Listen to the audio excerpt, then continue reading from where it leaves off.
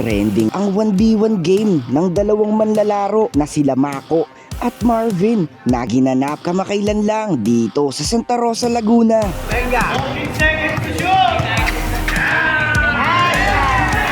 Dahil sa sobrang intense at swabe ng mga galaw ng dalawa,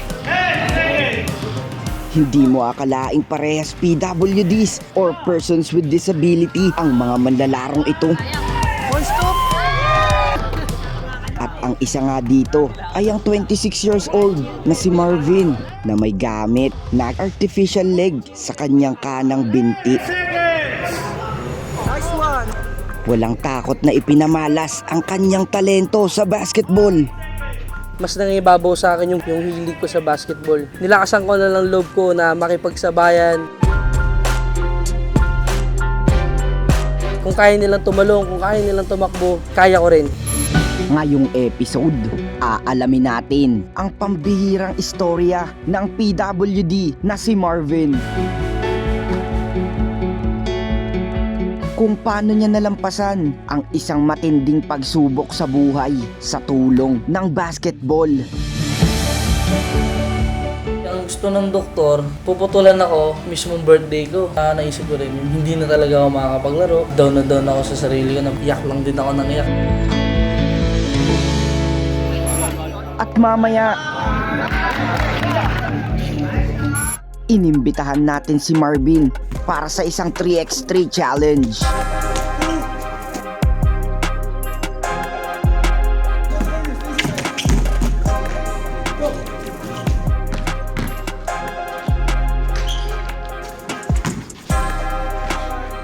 Grabe, panis kami ni Galok. Ilang linggo bago maganap ang kanyang 1v1 match, nakapanayam namin itong si Marvin at nasundan ang kanyang paghahandang ginagawa para sa magaganap na laban. Pag naisuot ko na siya dito, hindi na siya basta-basta matatanggal.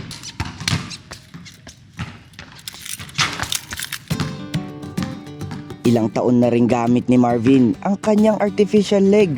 Ako nga pala si Bong Marvin Spares, PWD, 26 years old. Sa akong amputee.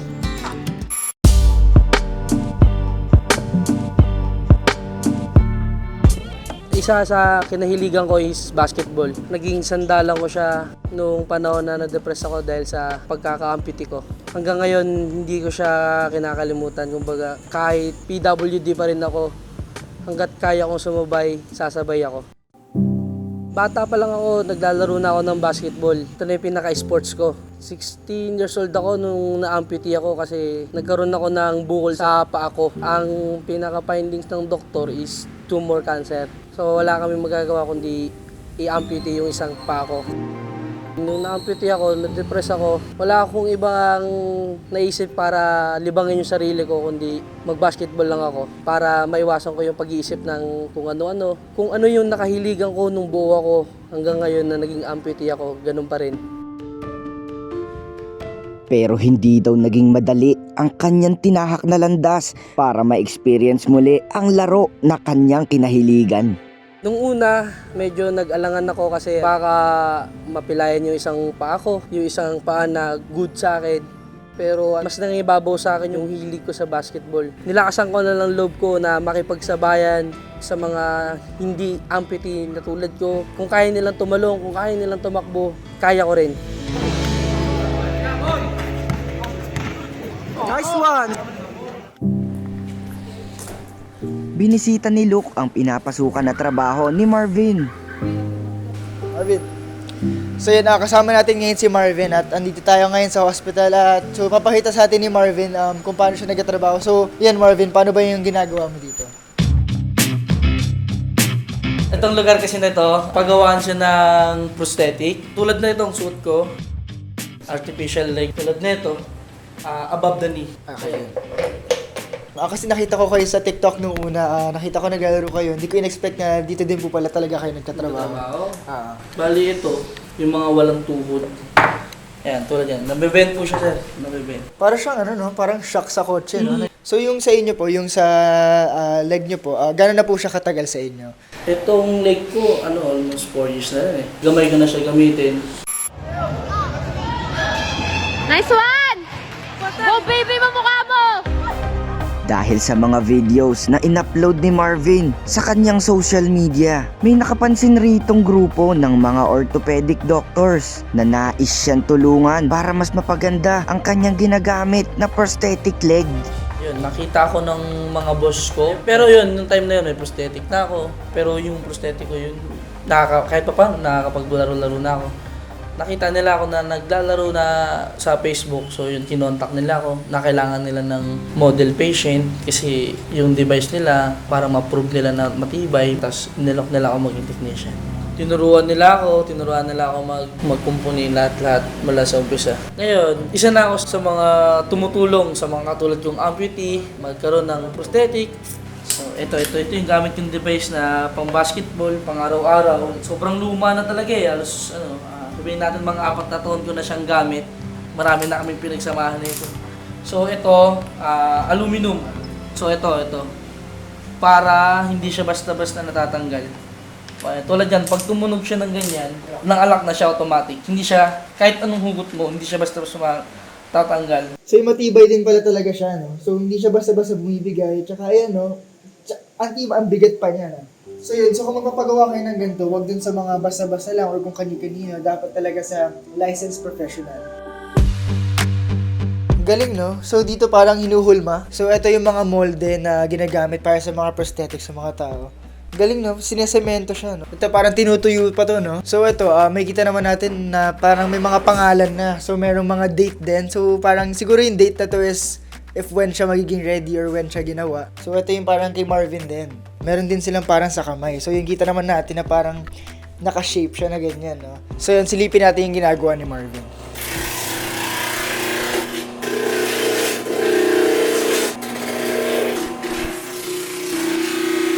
So kaya ginagrind namin para at least kahit paano kumilos siya. Pag hinayaan natin na may ganito, pwede siyang masugatan. Masakit.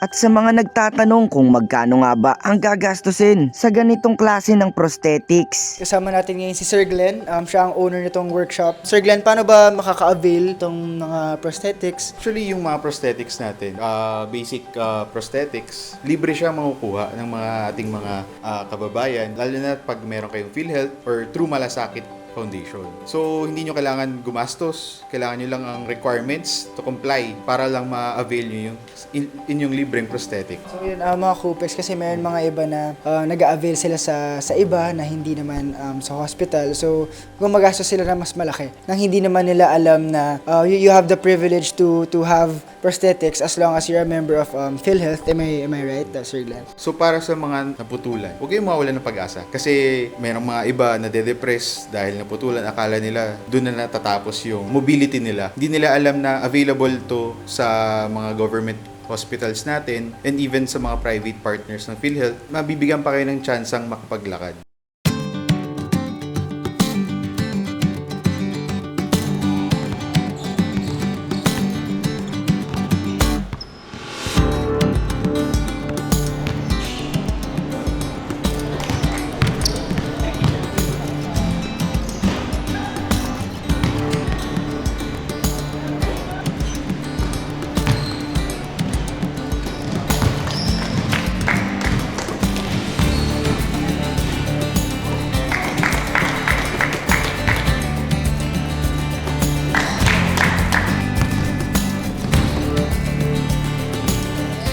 So yun mga kupes, meron lang tayong konting surprise kay Marvin. So bigyan natin kay Marvin yan. So yun, dahil sinamahan nila tayo ngayon sa papawis lang natin, bigyan natin ng konting masalubong kay Marvin.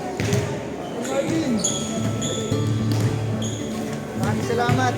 Maraming sa palaro namin. I-unbox kayo ni Marvin yung sapatos.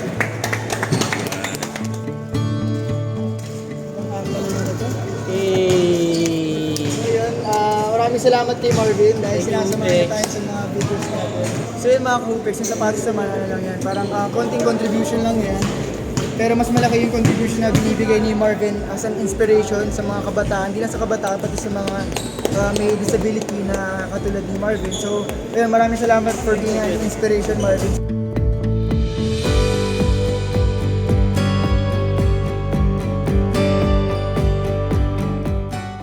Sa ngayon, abala si Marvin sa gagawin niyang channel.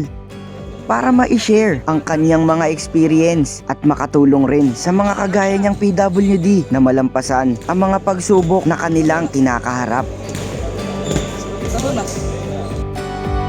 Ang kwento ni Marvin ay isang inspirasyon sa ating lahat na kahit ano man ang ating pinagdadaanan, merong paraan upang malampasan ito.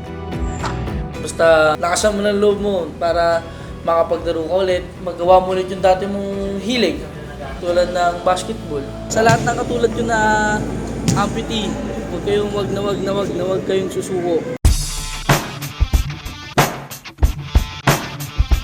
Handa na para sa isang 3x3 challenge ang grupo ni Marvin. So, kasama natin si Marvin. So yun, magkakaroon kami ng laro ni Marvin para din mas makita natin yung mga galawan niya at mga highlights niya. So yun, magkakaroon tayo ng 3x3. Marvin, ready ka ba? Oh, ready ako, ready. Anong ini-expect mo sa magiging laro natin ngayon? Enjoy lang, enjoy. So yun, dito sa gaganapin natin 3x3, magiging kakampi natin si Dodong. Yan. Siyempre kasama din natin to si Miggy. Kahawig. So mga kahupix, ang magiging mechanics ng 3x3 namin is for 20 minutes magkakaroon kami ng up to 30 na score. So sino una maging makascore ng 30, yun ang panalo.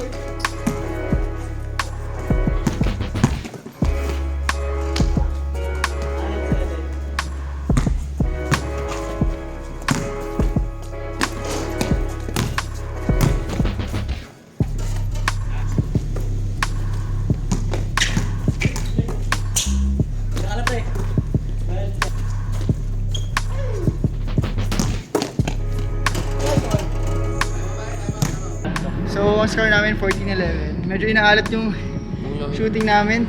Pero dito sa mga susunod na possessions, papawiin namin. Ang galing ni Ka Marvin, parang kahit PWD siya, parang normal lang, galing pumasa.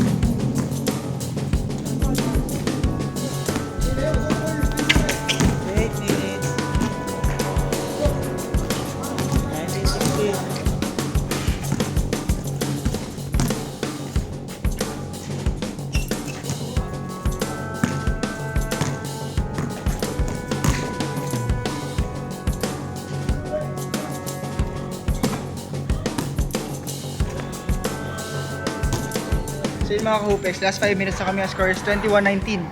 Kuma kami ng dalawa lang. So, challenge din talaga kami. Dikit din talaga yung laro. Magagaling yung mga kalaban na.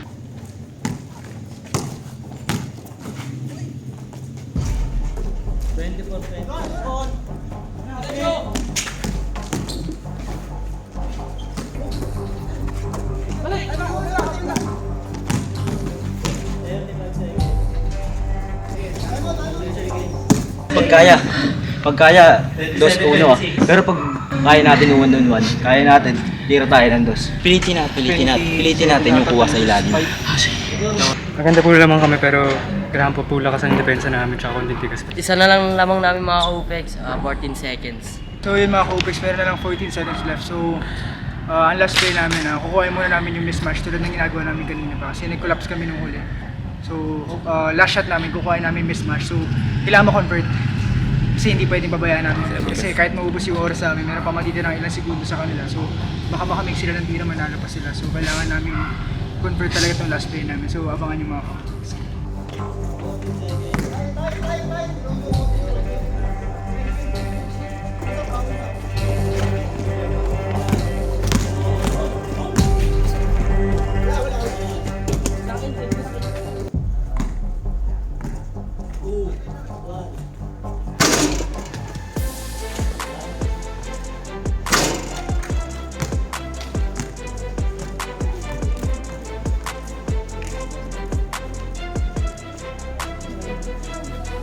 So yun mga Kupiks, natapos na yung 3x namin. Naswerte, nakalaman kami isa, panalo kami. So Kuya Marvin, anong sasabi mo na reaction mo sa game? Nag-enjoy ka ba? Nag-enjoy ako, grabe, sobra. Ang hirap na makipagsabayan sa bata. Hindi ko na kayang habulin sila, pero kumbaga, yun nga yung challenge eh. Kaya once na na-challenge ako, mas ginaganaan ako maglaro. So grabe si Kuya Marvin, kung makikita nyo sa laruan niya, talagang sa ilalim siya pumupuntos. So Kuya Marvin, ay siguro po yung laruan niya. Oo, nung panahon na hindi pa ako napuputulan talaga, ang ilalim talaga laro ko talaga. Grabe si Kuya Marvin kanina, may isang play doon na sumabay kami dalawa ni Kuya Luke. Grabe, panis kami ni Kuya Luke. Galing ni Kuya Marvin. Bigyan nyo ako eh. Pa-follow na lang po ako sa TikTok ko. Kois Usak. Yan, nandito yan. Yun lang po yung TikTok ko. Paki-follow na lang po. Follow Baka, natin yan mga Kupiks. pwede rin pong magkaroon po ako ng page para po sa mga aspiring video na gagawin ko soon. Pwede po ba kayo pag-collab sa akin, lalo na yung Team Payaman. Yes. Baka naman, mapanood nyo to, kaya pwede po ako makapaglaro sa inyo. Why not? Why not? Idol ko po kayo. So yun mga Kupiks, bilib ako kay Marvin. Grabe, congrats. Kahit hindi sila nanalo, lamang lang kami ng 1 point. Bilib ako sa kanya kasi syempre, PT, hindi naman lahat ng mga PWD basta-basta lang yan. Hindi namin siya pinagbigyan kasi kanina sa laro, hindi namin binasta-basta lang yun. Sa mga nagsasabi sa comments na wala pinagbibigyan, mga ganyan-ganyan, hindi totoo yun. Makikita nyo na naman na intense na dinidikitan, kahit nga sa poste kanina, kahit syempre walang pagbigyan, sumusundo talaga kami. Pero grabe si Marvin. Hindi lang basta-basta yung mga PWD kasi syempre may kanya-kanya mga talent yan. Inspiration talaga sila sa atin. Tulad ni Murphy na boses namin dito sa Kupiks na nag-voice over natin dito. Grabe din maglaro yung mga yan. May kanya-kanyang talents. Huwag natin sila minamaliit. Grabe, binabawi talaga nila sa puso tsaka sa dedication na ginagawa nila sa mga craft nila. So yun, hangang-hanga ako sa kanila. So, ayun, congrats pa rin Kuya Marvin. Bilib kami sa'yo.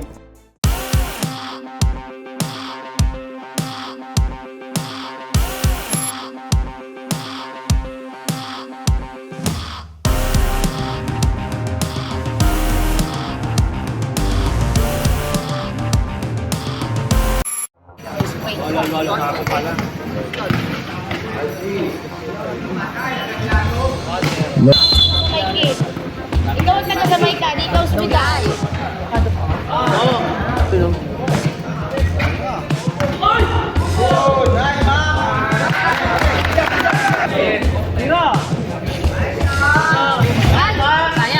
Boy, stop!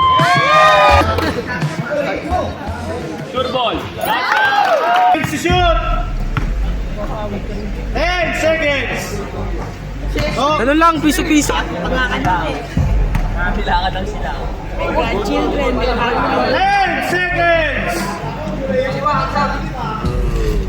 Nice one!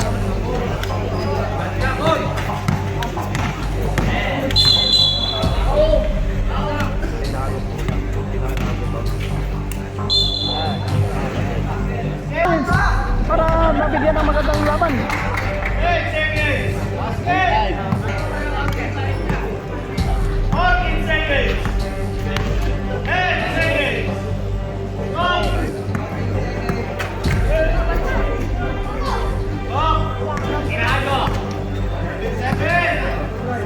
Venga!